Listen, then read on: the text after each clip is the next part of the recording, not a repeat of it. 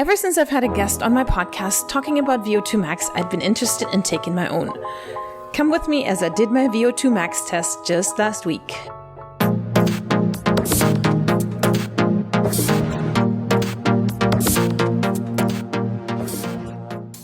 I'm going to start by telling you guys how I was able to locate a place that did VO2 MAX tests. I went online, Googled my local university, and luckily they did say that they would do a VO2 MAX test depending on a lot of criterion.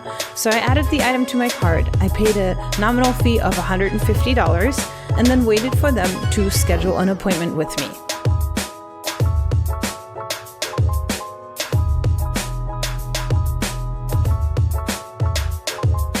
After the appointment had been scheduled, there was a ton of paperwork to fill out and anxiously to await the day. I actually wasn't even kidding. I was super nervous for that day. I almost put a flat lay on Instagram about this because it was comparable to the Boston Marathon for me. When the day arrived, I got dressed and headed over to FGCU, Florida Gulf Coast University.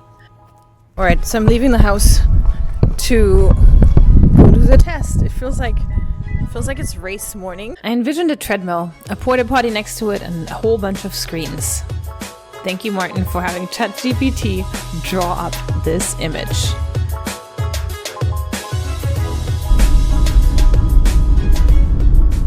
Alright, so since there was no time for breakfast, really, it was kind of a rushed morning, I'm gonna do what I do pre-race, right?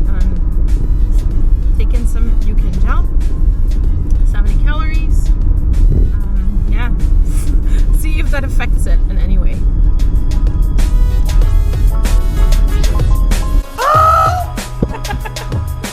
And just like that, I arrived at my location and was ready to go. James is ready. Ready to rock and roll. Pre-workout consumed. What are you wearing for this? Yeah. The Saucony? Yep. And the Chicago bag. Nice little outfit. All right, we're ready for this. That's right, we are. Let's do this. This was literally my first time at a science center, a sports science center at a university, and I was pleasantly surprised by the size of it. Fairly shortly after that, we would receive a ton of information. Nice to meet you. Hi, James.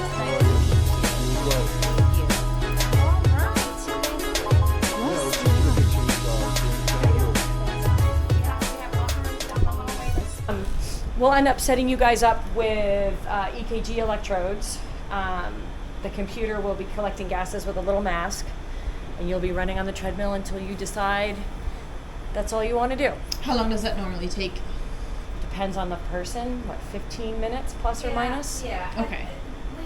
We don't want you to stay on longer than 15 minutes. Yeah.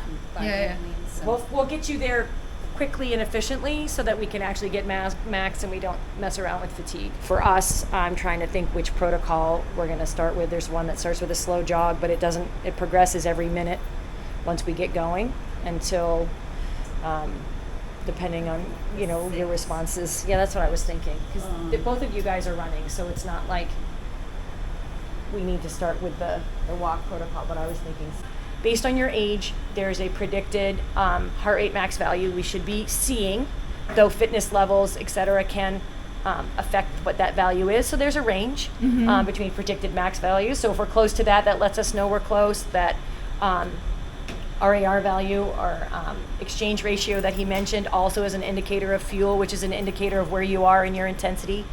And then your perceived effort is also an indicator of where you are in your how close you are to max. So we'll have a whole little chart that I'll bring over that you guys get to point to and let us know. So we put all of those factors together to say whether or not we reached a max and give you a value that we think would be appropriate. We finally got to see the infamous perception of effort chart, having everything in blue that is light, everything in green that is medium, and everything in red that is hard, that would help guide our test results.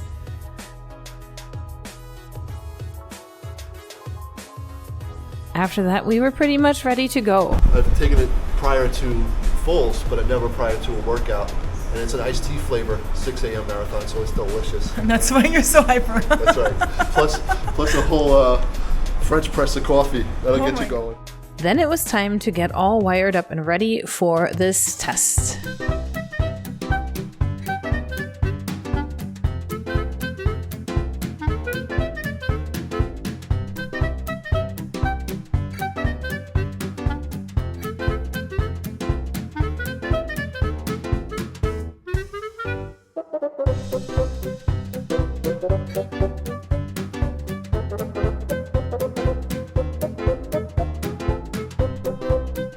Prior to the test, during the test, and after the test, we would get our blood pressure taken. I don't think I've ever had my blood pressure taken as many times as on that day.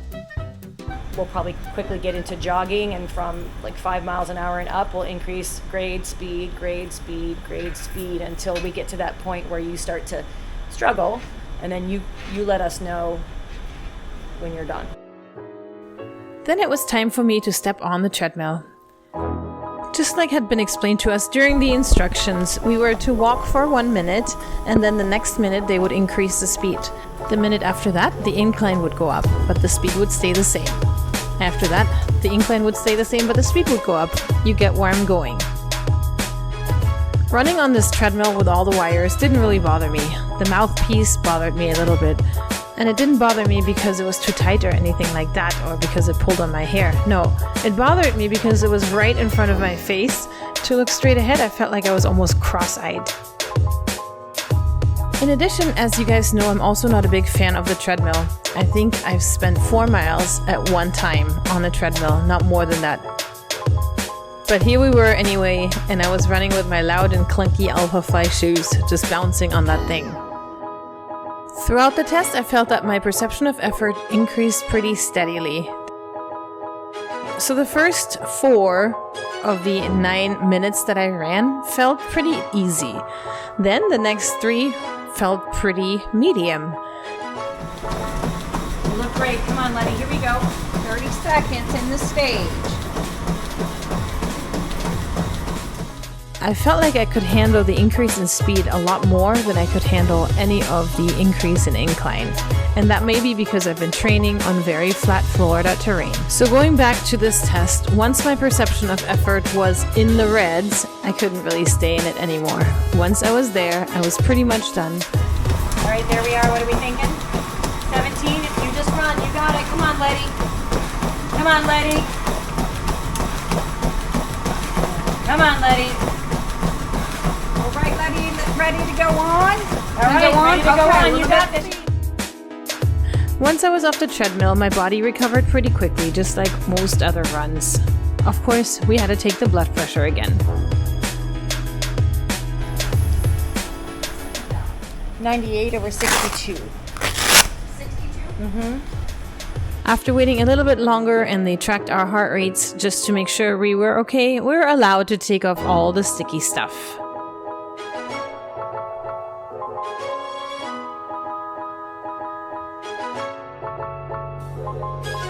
And that was pretty much it.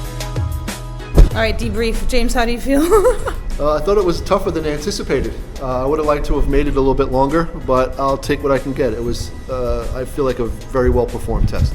So to answer the initial question whether I am a Ferrari or a Fiat, I actually don't know yet. It's been a week and I'm still awaiting my official test results to see how to interpret them. But if you guys are listeners to my podcast, then you know that I basically just took this test to determine my proper heart rate zones so I can input them into the Garmin and use them for my summer training, ramping up for the Chicago Marathon in the fall. Thank you guys for tuning in. I hope you enjoyed this video.